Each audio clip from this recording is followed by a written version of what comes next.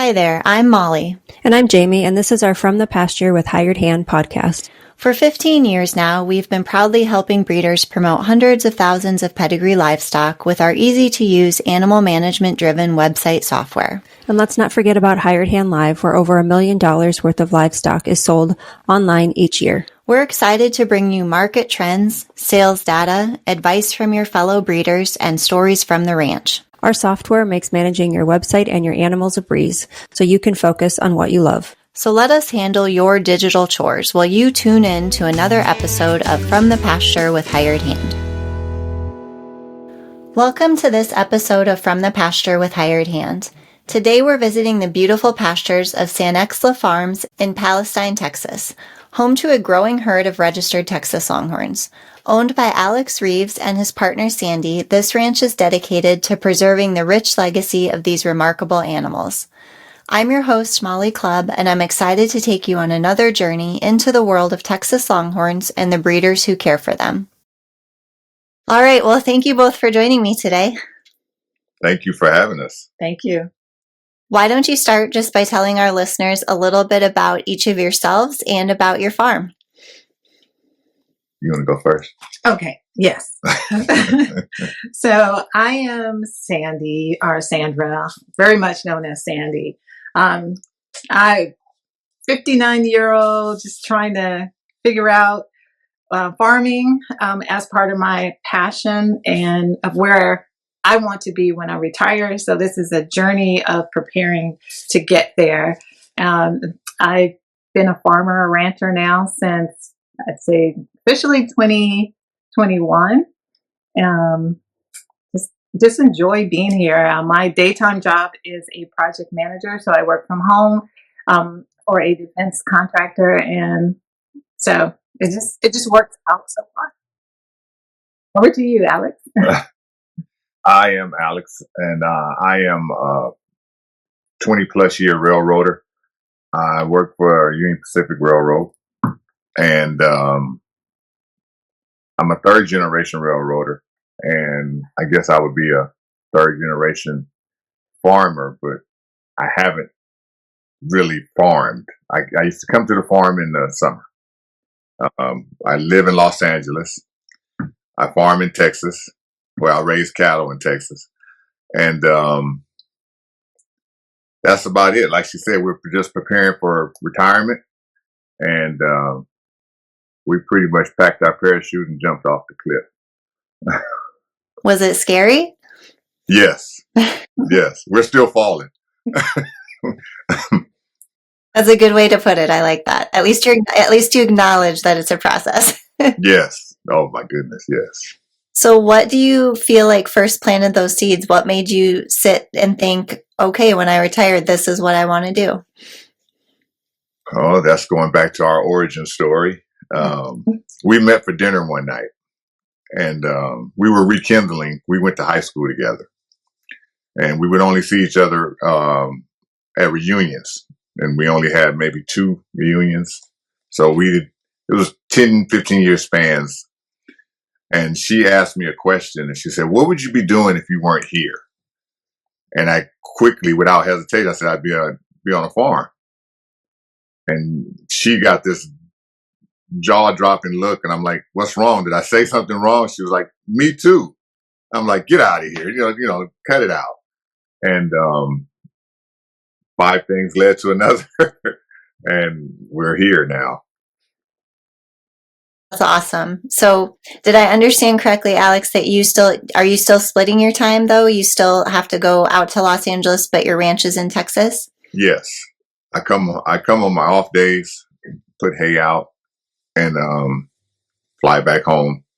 It's literally in the course of 3 days, fly in, go to sleep, wake up, put the hay out, walk around, get the reports from Sandi, and get back on the plane. The ranch hand. Yeah, the ranch hand. So tell me a little bit about kind of how that influences where you're at now with your herd, like the size of herd you have, the decisions that you've made so far with which animals you've added. I imagine that kind of not being fully retired yet and having to manage some of those time constraints and travel constraints is playing a role with the program currently. I'll start and I'll let Sandi finish. Okay, go ahead. Basically, when they get out of hand, that's when she turns into an accountant. That's when, well, this one has to go. This one needs to stay. This one's, so that's when when they get out of hand. Herd size, we started with 4 and now we have 13. 12. And, she's always asking, what's the stop number? I can never give her the number. Yeah, so being a numbers cruncher and having a degree in finance and management and an MBA. So yes, I'm looking at the math that I've learned from watching webinars, and that is how many cows per acre, like really what can you maintain healthy wise. And so I'm constantly like, hey, what are we going to do? What are we going to do? And oh, don't worry about it. We'll figure it out. Well, in the meantime, time is passing. So we do have 14 acres, but the acreage that the cows can roam on is really 6 acres. So 6 good acres that they can roam on. And so we were challenged with the fencing, just trying to keep them maintained and fed. And the things that I challenge him with is, okay, well, we have so much food. We have 1 roll of hay. The more cows we have, the less number of days that hay is going to last. And that means that your travel time is going to increase. So just doing the math like that is where I'm really pushing, like, okay, we know the ones that can produce and the ones that can't produce. The more time we just hang on and not minimize our herd so that we can get ready for the next herd, the more cost is happening. The cows are curious. They're going to, when they're looking for food, they're going to look and turn over every stone. So, of course, there's maintenance. The maintenance cost goes up. So it's just those kind of things that I'd like to be able to get more on a routine. So that aligns with his schedule. And I feel like the only way we're going to be able to do that is maybe minimize our herd so that we can control and predict some of these things that align with our schedule and our cost at the time right now. So that's probably the biggest challenge right now. It sounds like a lot to balance for sure, or a lot of planning that would have to go into it. So I'm curious, you mentioned webinars that you've gone to kind of for resources. Tell me just about a few of your favorites. I would imagine you've watched a lot of them on a variety of farming topics. Yes, maybe Alex, you want to go first with that? I don't know the name of it. Okay, it's called the Texas Small Farmers. And it's really a small group, and they'll do webinars, just basic questions. And I'm always asking some of the same questions. And there's a lot of resources. There's the Heritage Foundation, I think. And then there's a lot of people that'll come on as guest speakers that'll provide resources and good information about even the USDA agriculture and how to connect with your local ag center. Just a lot of good information. And even if you want to start farming, growing items, even on your back porch, like basic things that you have around the house. So just some good common sense. And then again, some number crunching and how to take care of your soil. I really like the conversations about how to take care of my soil, Are most of those free resources? Yes, they're free webinars. Yes. So with a lot of folks that find themselves with a dozen or so Longhorns like you all, it's always interesting which came first, the Longhorns or the fencing or the pasture. Tell me a little bit about the order of things for you all. Oh boy.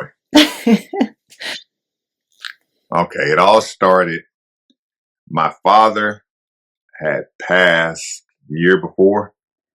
2021 or 2022? Either way, 2020. And my family here in Texas they were going to do impromptu family reunion. We never really had a big one. We just had one for our immediate family, my grandfather's and grandmother's kids. And I was all over the place mentally, but I wanted to do something to bring the family together. We have a lot of younger cousins, middle school, and well, now we have elementary school. And I wanted to bring them on into the farming because I've inherited a bigger parcel of land that my grandfather used to farm. So we've always raised Angus beef. And I was like, I kind of wanted to be more splashier. I liked F1s. I liked the Tiger Stripes. I wanted to do something flashier. And the Longhorn just fell out the sky. And I purchased one and bought 3 more on the way from the purchase, and had them delivered in hopes of, look what we have for everybody to help with, the younger kids, feeding hay and looking at them and looking after them and what have you. And it didn't work out. So we had to move them to our 14 acres and go solo. So that's what led here. So what didn't work out? Were they intimidated? Were they overwhelmed? The family participation, and like we already had Angus, and I wasn't thinking my bull versus the Angus bull versus the crossbreeding. I wasn't thinking at all, and so that was the main part that didn't work. And I felt I was going to leave them down there and care for them remotely, as opposed to seeing that they need more care than just the way Angus roamed. And so that was one learning hurdle, and that began the whole track meet of hurdles for the learning curve once we brought them back here. Yes, which is a good segue into the fencing. So they get here to the 14 acres, which was really cool. They had fencing, but it was not Longhorn proof. The bull, no. Well, they were escape artists. That's not true. That's not how it happened. Okay, go ahead. We have a creek that runs through our property, and it has about a 12-foot drop. We actually thought that 12-foot drop would keep them from going across to our other parcel that's across the creek. And out of the 4 that we bought, 1 was already pregnant. And at first, we didn't have any fencing between our parcel and the creek. And they stayed here because we fed them. And come closer to birthing time, and we had left. Right, we were both in California, coming back and forth, and we just left the cows. And I'm like, hey, what about the fencing? Oh, they'll be fine. They won't go anywhere. Okay. So, because I figured they should have known, because we have deer trails. So we have cameras set up, and it went from three cows, 2 cows, to the 1 pregnant cow. And it seemed like she went up to the camera and said, hey, everybody's gone and I'm leaving tonight. And then everybody was gone. And we kind of figured, like, well, maybe they're just off sight of the camera. They were gone. They went down into the creek and they took off. And so we heard them, flew back, and I had to find them.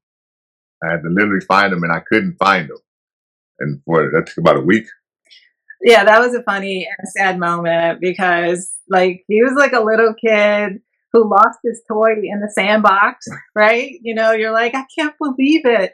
So he just went all day just looking, knocking on doors, and came back and was like, anything? He's like, no. So here we are out in the country. Can you imagine, on an older mobile home with a wooden porch and a tin roof, and he's in a rocking chair in his overalls and his white t-shirt, just looking as sad, and sad music playing, everything. And I'm like, oh my goodness. And he was like literally about to cry, like, where are they at? So the next day he got up and he went down the creek and he followed the trail and found them. I think you found, you're not going to know, you couldn't find them. What happened was, I went about a mile and a half away, and it was one more house. And I just pulled over, and when I asked them, I was like, have you seen my cows? And the lady went in the house and brought a photo album out. And I'm like, what is this woman doing? And she comes out with a old-fashioned photo album, and she shows me some pictures. She said, do they look like these? And I'm like, yeah, those are my cows. She had took pictures of the cows, went into town, got them developed, and put them in her photo album. Because she liked the way they looked in her front yard, because they were grazing in her front yard. And so that gave me a clue if I was in the vicinity, even though at that time I was still way off. They were already impounded by then. And my neighbor said, well, you might as well call the sheriff. And I'm like, okay. So I went to the sheriff, and the sheriff was like, yeah, we got him, and you got to bail him out. I didn't understand that part. I didn't understand that they get confiscated like that. So I had to bail them out, and they had all of them except the pregnant one. They said she was the hardest to get, and she's our matriarch. So she was still out there. Mm-hmm. That's the one that I went tracking in the woods and following fresh cow poop and putting cubes out, and then I found her on a hill. She was staring at me like, what? And had a fresh calf under her. So that was that story. I got them back. Now we still didn't have fencing. No, we still didn't. We kept them in our front pen, and the cowboy that wrestled them, the three, introduced me to a fence guy, and then he came and put the fence up. So that led to the fencing, and they've been home ever since. Well, they've been home ever since for like maybe a year and a half. And then the bull turned out to be, a bull. He was doing what nature told him to do. The bull turned into a jumper. So he jumped, and we have a neighbor. We're on a cul-de-sac, and we had a neighbor a couple doors down who also has about, 10 or 12 cows. And so the bulls were going head to head, and it was a moment that I was able to capture on video, but it was a very scary moment when I'm trying to wrangle the bull after maybe like 5 or 6 times of getting out, like, come on home. His name is Outlaw, come on home. So he's head to head on the fence with the neighbor's bull, and I'm in the truck beeping at him, and he just got really upset, turned around and tried to flip the truck with his long horns. And I'm like, that was an adventure. And then I have the sheriffs. The sheriffs were scared to get out the car. Right. They wouldn't get out the car. I'm on the phone in California, and she's on WhatsApp trying to video show me what's going on. It was crazy. So that was definitely a learning lesson of fencing. And at the same time, we were trying to get the fencing that we did have. We put him in a corral that we got built, and he jumped out of that corral while they were building it. And then the cowboy said, you know what, good fences make good neighbors, but he's not going to stop. And so I didn't believe him. I went to his grandmother, who owns the feed store, to talk to her, and she immediately said, get rid of him. She said, he's not going to change. So we had to sell him. And that was our first heartbreak, because he was really pretty much a puppy dog. She could he would get out, and we'd get a call, your bull's out, and she would go drive around and find him, honk the horn in the truck and tell him, get back home like a dog, and he would come trotting back home. And yeah. So that's where we're at. And, and the funny thing about it is, when that summer, when he was in July of 2023, all over the place, When he finally left, about 6, 7, 9 months later, and in the spring of next year, 2024, we were like, oh, hey, we got a calf. Oh, it's a bull. Hey, okay, well, we got one. And then he comes down another 2 or 3 weeks later. It's like, we got another one. Then we got another one. So Yeah. one of the calves that he got, the first one that we didn't think that he was going to get, her name was Lucky. So she was our second calf. And so we named that calf Outlaw Got Lucky, because we didn't think that, that she was even young enough to get pregnant. But yeah, he took care of her.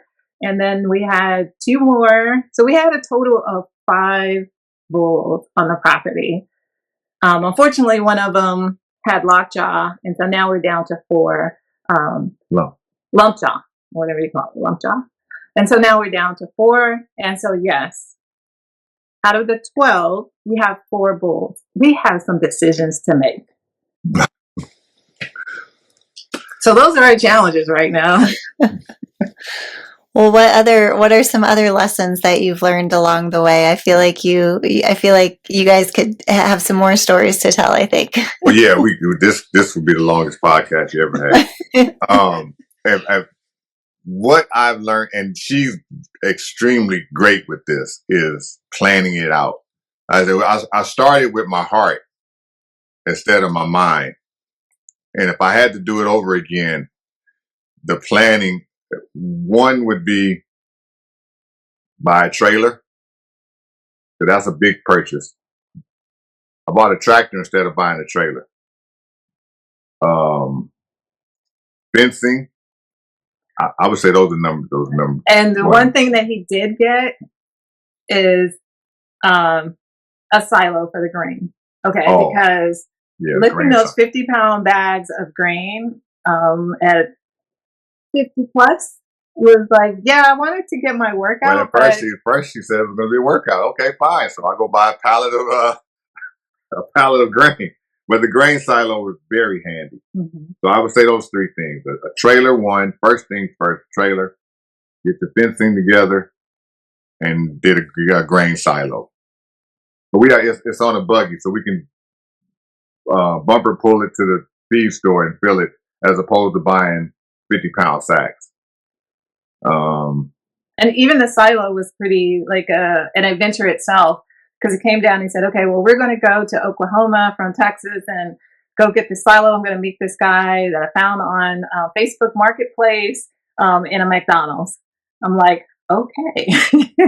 Well, we bought the first cows through Craigslist. So it's been a lot of adventures. So I'm noticing a lot of people sell that way. So it just happens. That was going to be one of my questions. From what I picked up on what you said earlier, that you bought your next few Longhorns on the way home with your first few, and I wondered how did you find some that quickly? Well, we bought the first one. Well, I saw the ad in Los Angeles. I called him, asked him if he still had the cow. He said, yeah. I said, okay, I want to buy it. I'm gonna fly in, come purchase it, and he said, okay, well, I'll deliver it. Then,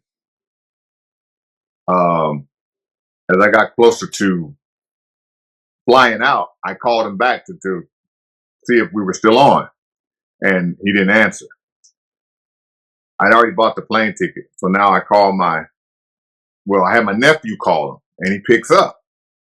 So I grabbed the phone and said, hey, this is me, Alex. I was calling about the loan. He said, oh. I said, why you didn't pick up? I just called you. He said, oh, I blocked your number because I thought you were a scammer because of my area code. I said, okay, understand. I said, well, I'm on my way. We'll be there. And we flew in, drove to go get the cow, go purchase the cow. And as we were leaving, he calls me on the phone. He says, hey, I got 3 more if you want. I hadn't seen those. He sent me some pictures while I was driving. And that's how I ended up buying the other 3. I got them from the same breeder. And he had me on the hook because I already bought one. So kind of glad I did it that way. But then again, would I have done that again? Knowing what I know now, I probably would have bought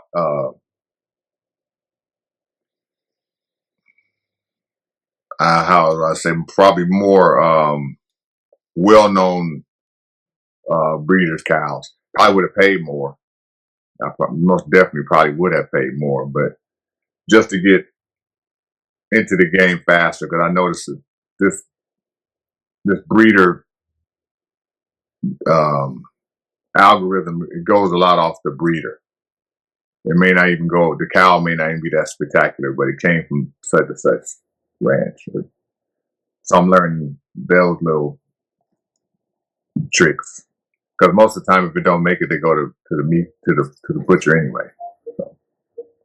Well, let's talk a little bit about that. So obviously you have this whole, wealth of information to learn about farming, ranching, raising livestock. But at the same time, then with choosing Longhorns, you're wanting to get to know the pedigrees and the breeders and how the futurities work and the consignment sales. So talk to me a little bit about that learning curve, and then we'll kind of delve into what the future of your program looks like. Well, that'll be a work of progress, I would say, because now we're talking about substituting cows, and we had wanted to start our beef program too, and that's another part too. And you always hear about it.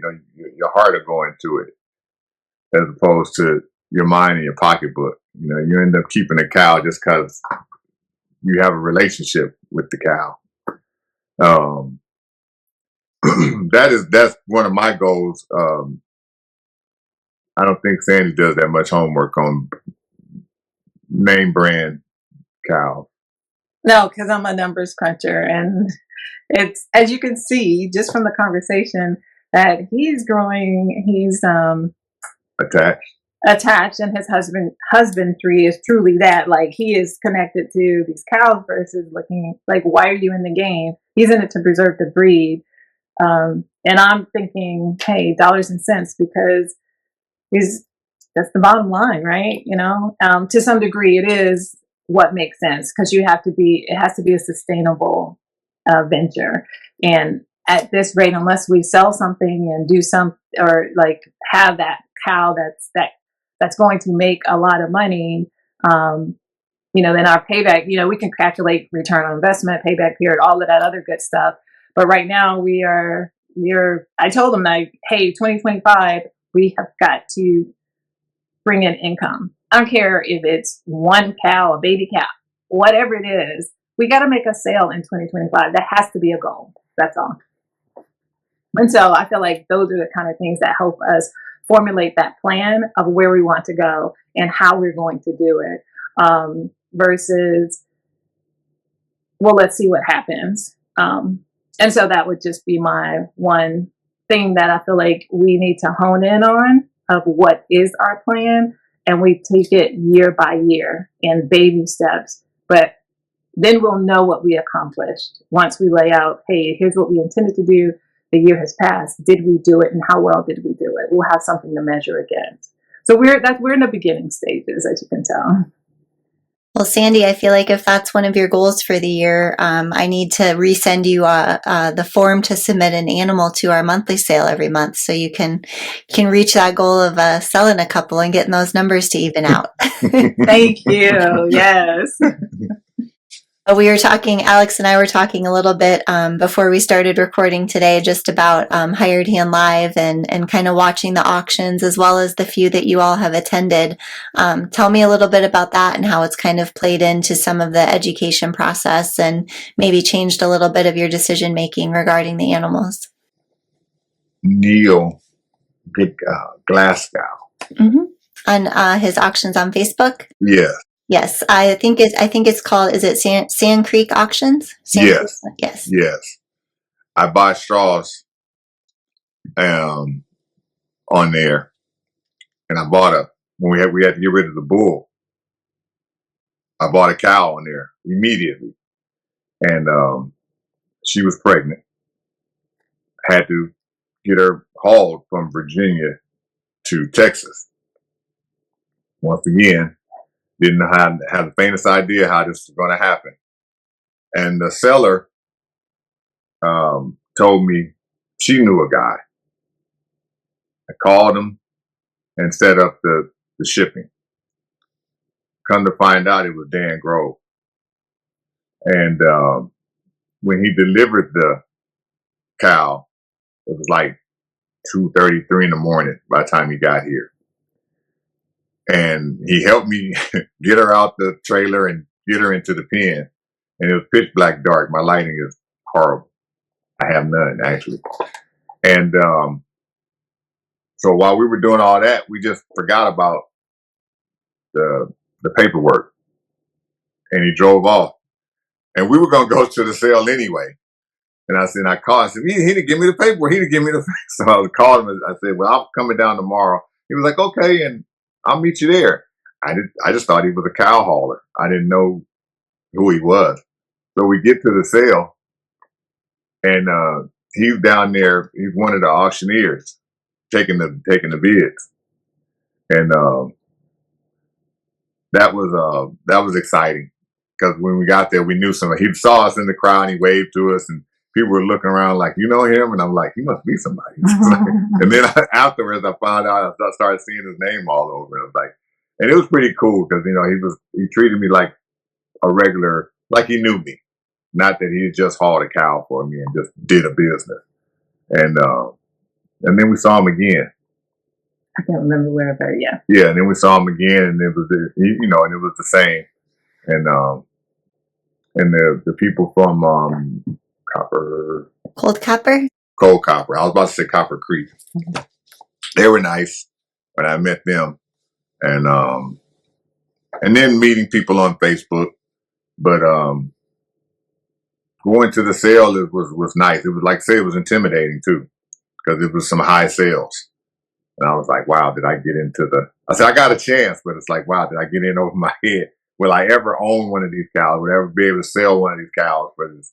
And I'm not thinking 250,000. I'm thinking 30,000, 20,000. Will I ever be able to sell one for that price? And then I'm reassuring Sandi now. Don't worry. If we just ever sell one for 30,000, that would take care of everything. So who knows? It might happen. You never know. I'm optimistic. It will happen one day. There we go. And now a word from our sponsors. From the Pasture by Hired Hand is presented by R3 Hilltop Ranch. Located in Chilton, Texas, R3 Hilltop Ranch has been breeding registered Texas Longhorns since 2006. What began as 3 heifers has grown into our current herd, which you can explore on our website at r3hilltop.com. We're passionate about loud colors, longhorns, and docile temperaments, but it's the easy-keeping, low-maintenance traits of Texas Longhorns that initially attracted us and continue to drive our herd growth. In addition to livestock, we proudly offer certified Longhorn beef products. Visit r3hilltop.com/beef to learn more. Thank you for listening and enjoy exploring our ranch online at r3hilltop.com. Are you a new Longhorn breeder eager to educate yourself on market trends and sale prices? Stay in the loop with our text messages. Get the latest updates, events, and insider tips on all things Longhorns delivered straight to your phone. Stay informed by texting website to 888-700-8131, then reply with Longhorns. That's website to 888-700-8131. Sign up today and take your breeding program to the next level. Looking for top-quality Longhorns and a taste of true Texas spirit? Look no further than Cantera Cattle Company. Our passion for Longhorns shines at Old Gringo Ranch, where tradition meets excellence. Visit us online at CanteraCattleCompany.com and follow us on Facebook, Instagram, and TikTok for the latest updates and ranch life fun. Ready to experience it yourself? Schedule your visit by emailing CanteraCattle@gmail.com. Remember, God is great, Longhorns are good, and life is crazy.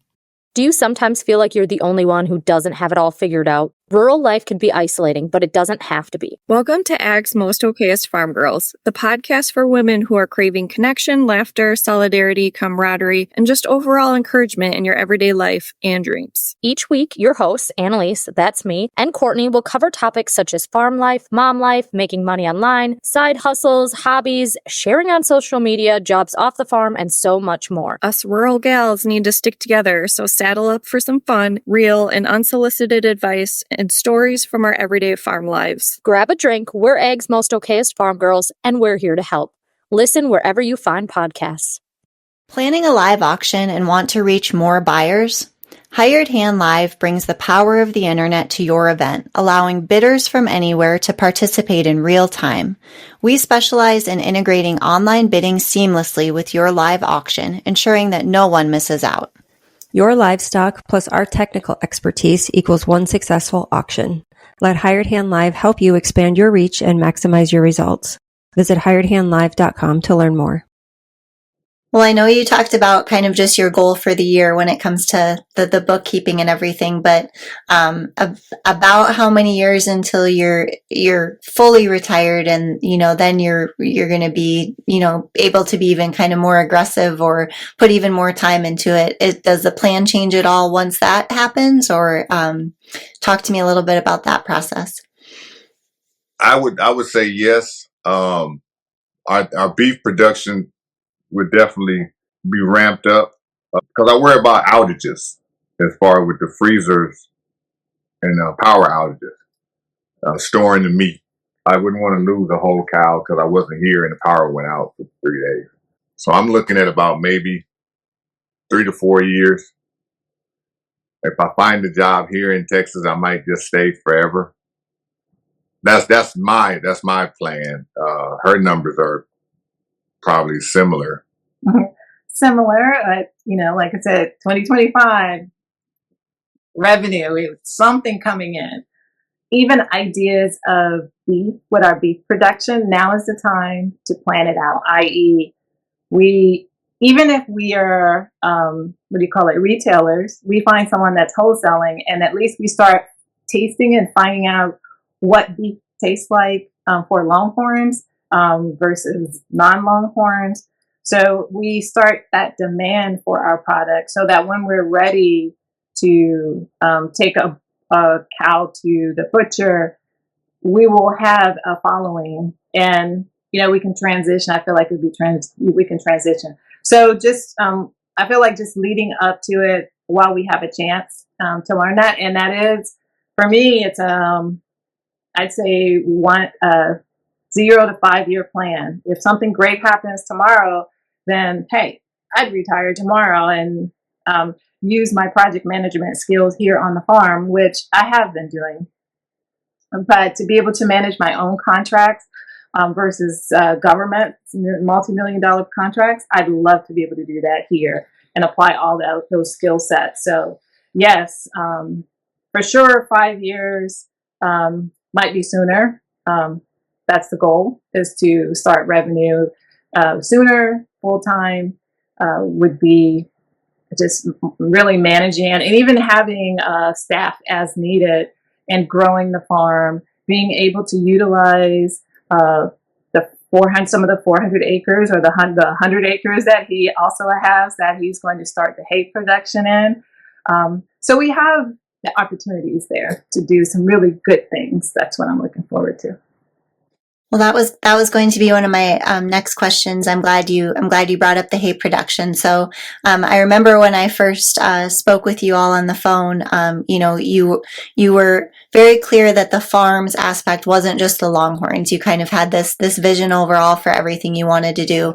So talk to me a little bit about what, there's the hay production. You can tell me more about that. And then are there any other breeds that are going to be coming in, or any other crops that you're going to raise to really round out that whole farm experience? Sandy's been experimenting with different plants, vegetables. She actually just grew 2 white sweet potatoes the other day. She's coming to grips with how to be in tune with, I'll say, with nature, and she wants to do it.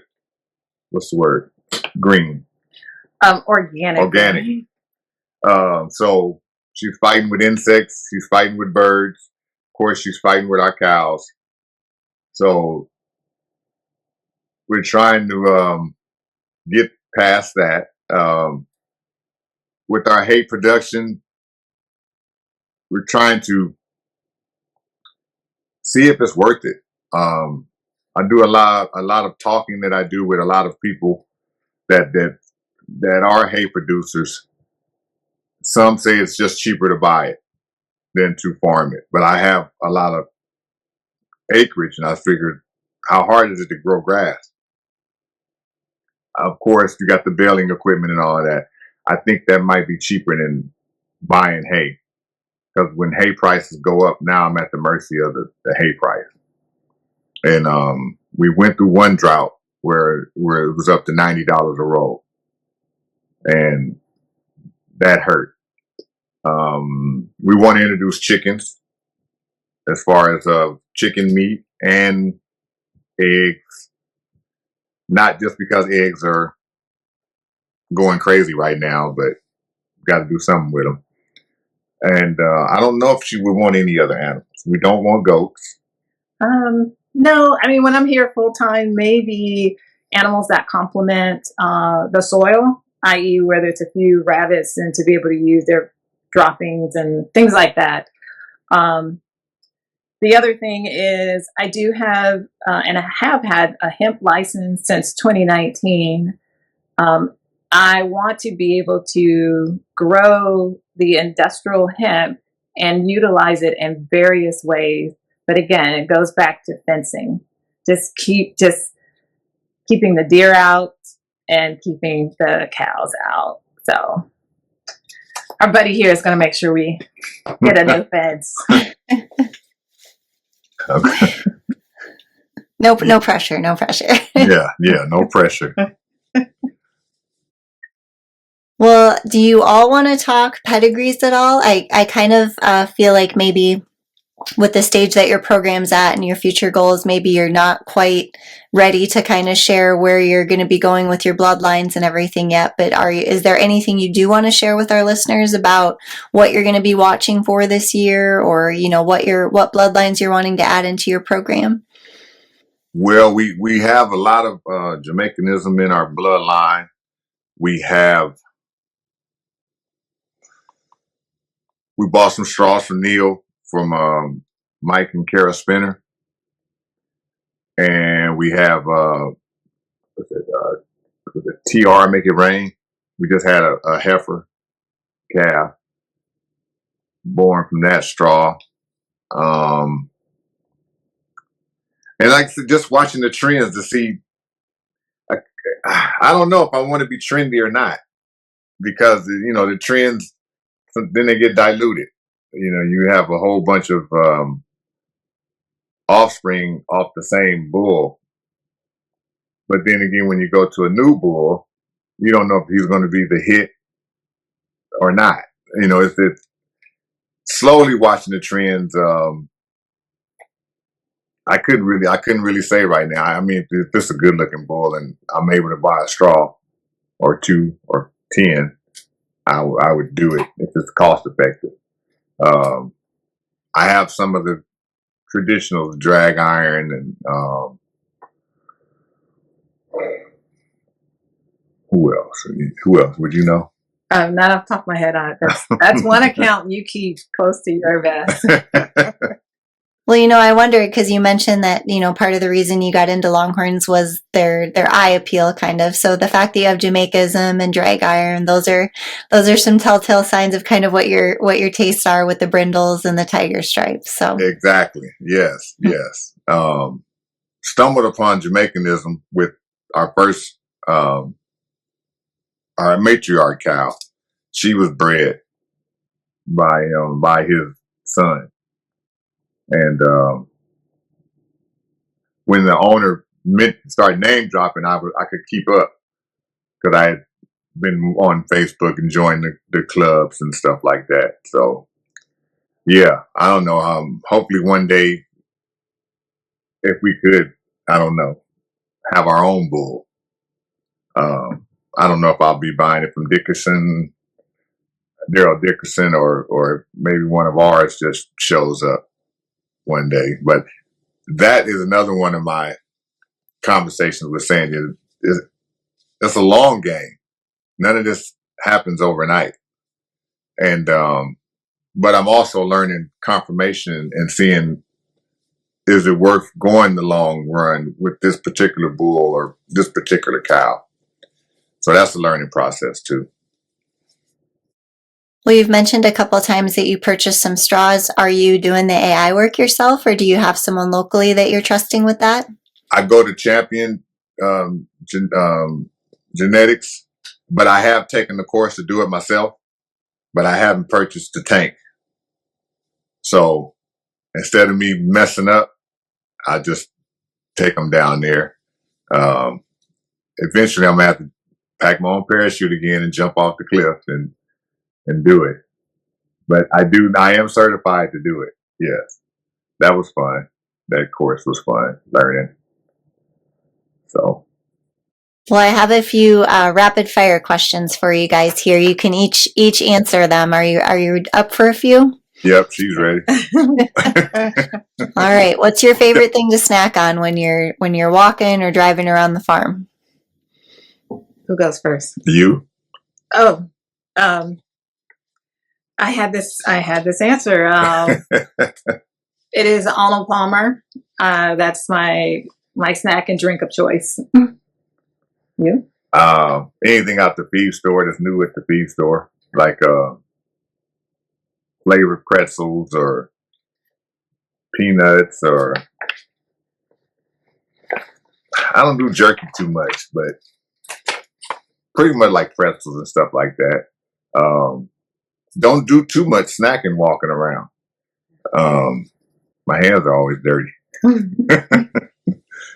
That's a good point. Maybe I need to rewrite that question to be when you're sitting on the porch watching them or something, right? What is your favorite farm tool? For me, it would be that red whip. Oh yeah, she has a whip. Yeah. My favorite tool would be my gloves. I guess you could call your gloves a tool. Yeah, my glove. See, now most folks that have mentioned that they purchased a tractor, their answer is their tractor. So I'm surprised with your answer. Well, we've done all kind of things before we got the tractor. As far as getting the hay off, we've tied strings to trees and just gunned it to rip the roll off. We've driven fast to roll it off the back. We've what else? Broke it down and just pitchfork, whatever. Then it was like, you know what? We need a tractor. And having the neighbor come and unload them down the way. Got tired of being a burden. We went and bought the tractor. But we pretty much don't use it for too much, for just moving hay around and picking up tree limbs. Yeah, that's about it. I mean, gloves is a good answer. I feel like we haven't gotten that one yet, and they're probably easily overlooked, right? Yeah. What's one word to describe your herd? Family. Yes. As much as she wants to, as much as, or as little as they know that some of them are pegged for the freezer, she still has a soft spot for some of them. Yeah, and they're respectful to me. They do respect me, even though she has a whip. They really do. When they get out, with me, it's like I'm a substitute teacher, so the kids act crazy. She is the day-on, hands-on teacher, so when she said they all act right, and they'll literally follow her anywhere. She can just take off walking; they all just follow her in her line. They look at me like, "Oh, one's over here, one's over there." That. When she shows up, they all snap too. That is very true. Do you all, I think I know the answer to this based on the talks of retirement we've had, but is Palestine kind of your dream ranch location? Or if you could pick somewhere else, would you move it? I think I would move it to somewhere that I could predict how the terrain is going to end up. Here in Texas, there's a lot of rain. And we are fortunate that the house itself sits on a rock bed, but we are kind of in a riverbed at the same time.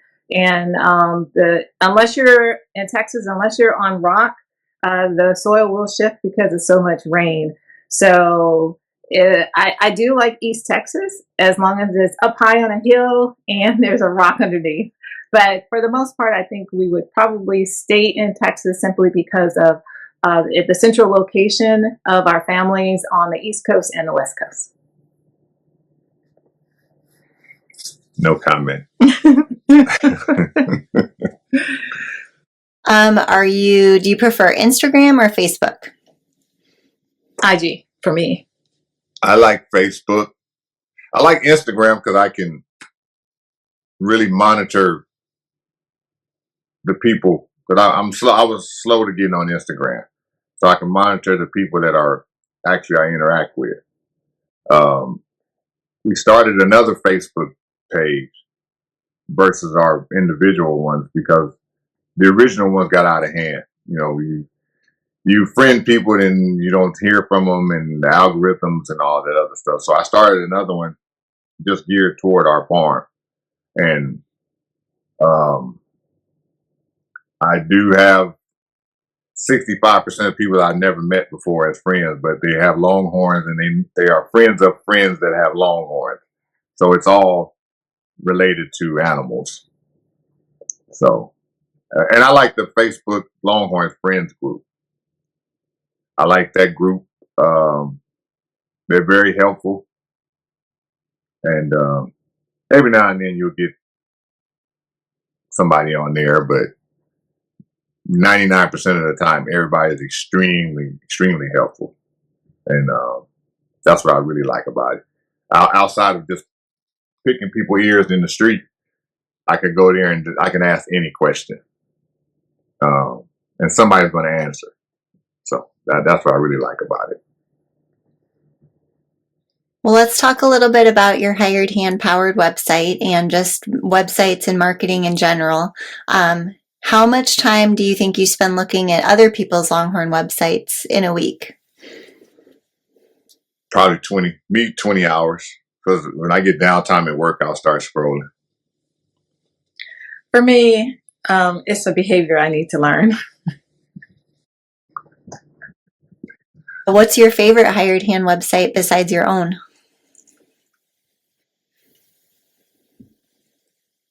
I don't have a favorite.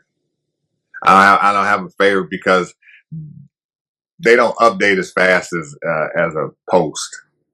Yeah, I don't have a favorite. I don't even think mine is the favorite. Mine is, I feel we need more work. Between the two of you, which one updates your own website the most?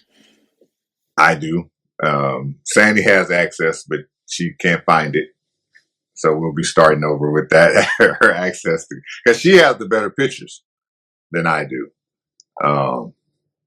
But being that I have a goal for 2025, my behavior is changing.